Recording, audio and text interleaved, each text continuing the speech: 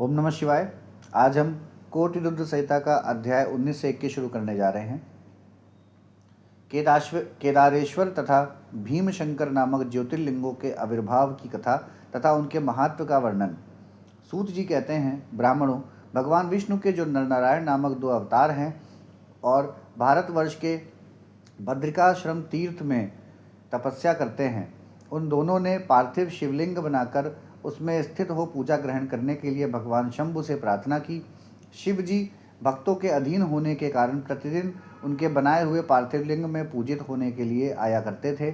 जब उन दोनों के पार्थिव पूजन करते बहुत दिन बीत गए, तब एक समय परमेश्वर शिव ने प्रसन्न होकर कहा, मैं तुम्हारी आराधना से बहुत संतुष्ट हूँ, तुम दोनों मुझसे वर मांगो। उस समय उनके ऐसा कहने पर नर और नारायण ने लोगों के हित की कामना से कहा, देवेश्वर, यदि आप प्रसन्न हैं और यदि मुझे वर देना चाहते हैं तो अपने स्वरूप से पूजा ग्रहण करने के लिए यहीं स्थित हो जाइए। उन दोनों बंधुओं के इस प्रकार अनुरोध करने पर कल्याणकारी महेश्वर हिमालय के उस केदार तीर्थ में स्वयं ज्योतिर्लिंग के रूप में स्थित हो गए।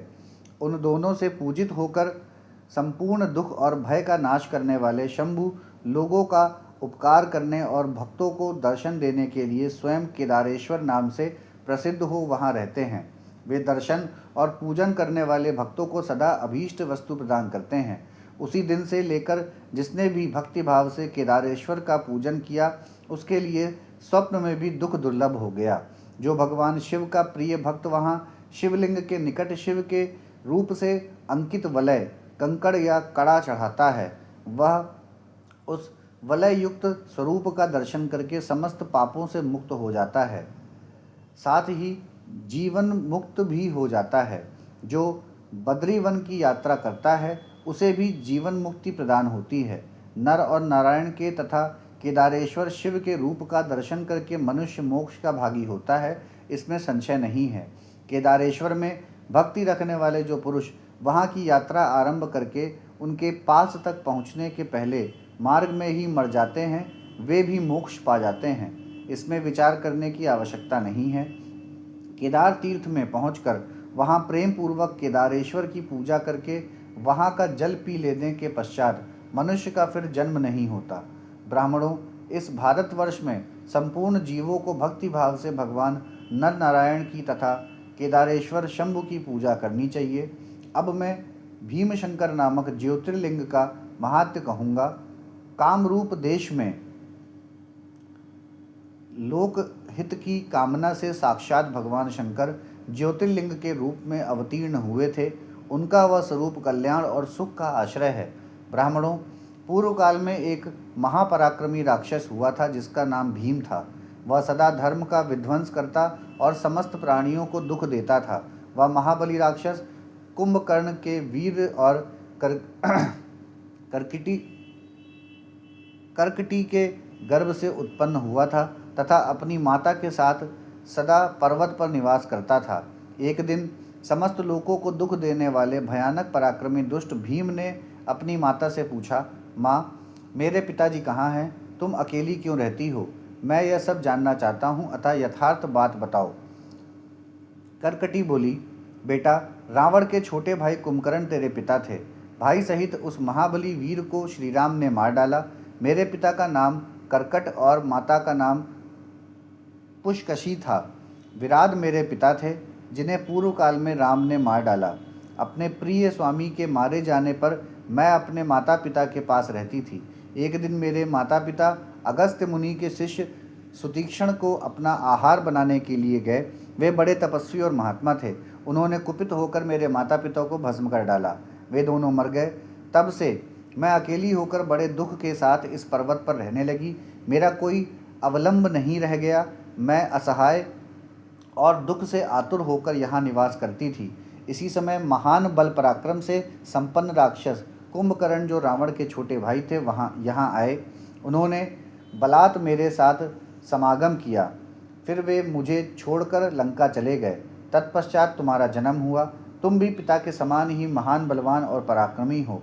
अब मैं तुम्हारा ही सहारा लेकर यहाँ कालक्षेप करती हूँ। सूत जी कहते हैं, ब्राह्मणों, कर्कटी की यह बात सुनकर भयानक पराक्रमी भीम कुपित हो यह विचार करने लगा कि मैं विष्णु के साथ कैसा बर्ताव करूं। इन्होंने मेरे पिता को मार डाला, मेरे नाना नानी भी उनके भक्त के हाथ से मारे गए, विराट को भी इन्होंने ही मार डाला और इस प्रकार मुझे बहुत दुख दिया। यदि मैं अपने पिता का पुत्र हूँ तो श्रीहरि को अवश्य पीड़ा दूंगा। ऐसा निश्चय करके भीम महान तप करने के लिए चला गया। उसने ब्रह्मा जी की प्रसन्नता के लिए 1000 वर्षों तक महान तप किया। तपस्या के साथ साथ वह मन ही मन इष्ट देव का ध्यान किया करता था। तब लोक पितामह ब्रह्मा उसे वर देने के लिए गए और इस प्रकार बोले। ब्रह्मा जी ने कहा, भीम, मैं तुम पर प्रसन्न हूँ, तुम्हारी जो इच्छा हो उसके अनुसार वर मांगो। भीम ने कहा, देवेश्वर कमलासन, यदि आप प्रसन्न हैं और मुझे वर देना चाहते हैं तो आज मुझे ऐसा बल दीजिए जिसकी कहीं तुलना ना हो। सूत जी कहते हैं, ऐसा कहकर उस राक्षस ने ब्रह्मा जी को नमस्कार किया और ब्रह्मा जी भी उसे अभीष्ट वर देकर अपने धाम को चले गए। ब्रह्मा जी से अत्यंत बल पाकर राक्षस अपने घर आया और माता को प्रणाम करके शीघ्रतापूर्वक बड़े गर्व से बोला, माँ, अब तुम मेरा बल देखो। मैं इंद्र आदि देवताओं तथा इनकी सहायता करने वाले श्रीहरि का महान संहार कर डालूंगा। ऐसा कहकर भयानक पराक्रमी भीम ने पहले इंद्र आदि देवताओं को जीता और उन सबको अपने अपने स्थान से निकाल बाहर किया। तदंतर देवताओं की प्रार्थना से उनका पक्ष लेने वाले श्रीहरि को भी उसने युद्ध में हराया। फिर प्रसन्नतापूर्वक पृथ्वी को जीतना प्रारंभ किया। सबसे पहले वह कामरूप देश के राजा सुदीक्षण को जीतने के लिए गया। वहाँ राजा के साथ उसका भयंकर युद्ध हुआ। दुष्ट असुर भीम ने ब्रह्मा जी के दिए हुए वर के प्रभाव से शिव के आश्रित रहने वाले महावीर महाराज सुदीक्षण को परास्त कर दिया और सब सामग्रियों सहित उनका राज्य तथा सर्वस्व अपने अधिकार में कर लिया।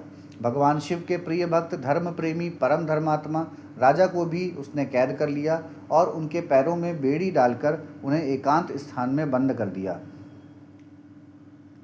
वहाँ उन्होंने भगवान की प्रीति के लिए शिव की उत्तम पार्थिव मूर्ति बनाकर उन्हीं का भजन पूजन आरंभ कर दिया। उन्होंने बारंबार गंगा जी की स्तुति की और मानसिक स्नान आदि करके पार्थिव पूजन की विधि से शंकर जी की पूजा संपन्न की। विधि पूर्वक भगवान शिव का ध्यान करके वे प्रणव युक्त पंचाक्षर मंत्र का ओम नमः शिवाय का जप करने लगे। अब उन्हें दूसरा कोई काम करने के लिए अवकाश नहीं मिलता था।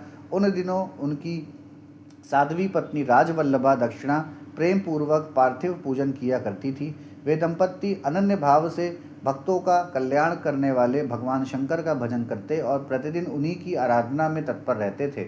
इधर वह राक्षस वर के अभिमान से मोहित हो यज्ञ कर्म आदि सब धर्मों का लोप करने लगा और सबसे कहने लगा, तुम लोग सब कुछ मुझे दे दो। महर्षियों, दुरात्मा राक्षसों की बहुत बड़ी सेना साथ ले उसने सारी पृथ्वी को अपने वश में कर लिया।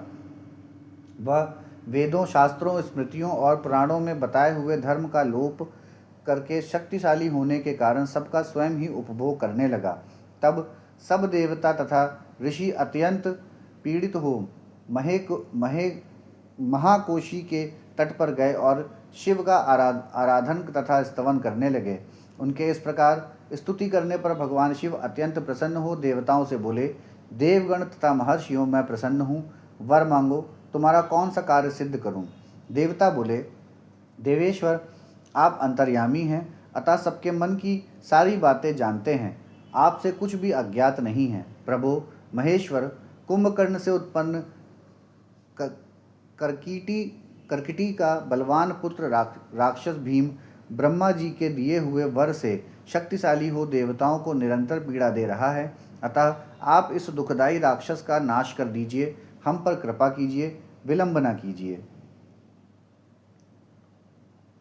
शंभु ने कहा, देवताओं, कामरूप देश के राजा सुदीक्षण मेरे श्रेष्ठ भक्त हैं, उनसे मेरा एक संदेश कह दो, फिर तुम्हारा सारा कार्य शीघ्र ही पूरा हो जाएगा।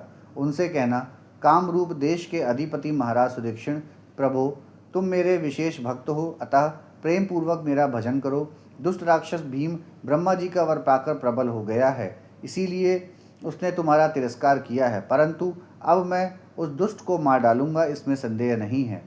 सूत जी कहते हैं, ब्राह्मणों, तब उन सब देवताओं ने प्रसन्नता पूर्वक वहाँ जाकर उन महाराज से शंभु की कही हुई सारी बात कह सुनाई। उनसे वह संदेश कहकर देवताओं और महर्षियों को बड़ा आनंद प्राप्त हुआ और वे सब के सब शीघ्र ही अपने अपने आश्रम को चले गए। इधर भगवान शिव भी अपने गणों के साथ लोकहित की कामना से अपने भक्त की रक्षा करने के लिए सादर उसके निकट आए और गुप्त रूप से वहीं ठहर गए। इसी समय कामरूप नरेश ने पार्थिव शिव के सामने गाढ़ ध्यान लगाना आरंभ किया। इतने में ही किसी ने राक्षस से जाकर कह दिया कि राजा तुम्हारे नाश के लिए कोई पुरुषाचरण कर रहे हैं। यह समाचार सुनते ही वह राक्षस कुपित हो उठा और उनको मार डालने की इच्छा से नंगी तलवार हाथ में लिए राजा के पास गया। वहाँ पार्थिव आदि जो सामग्री स्थित थी उसे देखकर तथा उसके प्रयोजन और स्वरूप को समझकर राक्षस ने यही माना कि राजा मेरे लिए कुछ कर रहा है, अतः सब सामग्रियों सहित इस नरेश को मैं बलपूर्वक अभी नष्ट कर देता हूँ। ऐसा विचार कर उस महाक्रोधी राक्षस ने राजा को बहुत डांटा और पूछा, क्या कर रहे हो?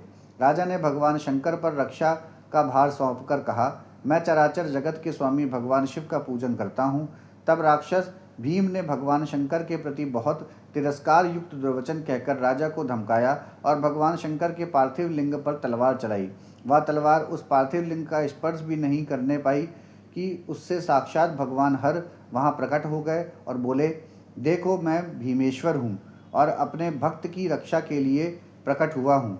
मेरा पहले से ही यह व्रत है कि मैं सदा अपने भक्त की रक्षा करूँ, इसीलिए भक्तों को सुख देने वाले मेरे बल की ओर दृष्टिपात करो।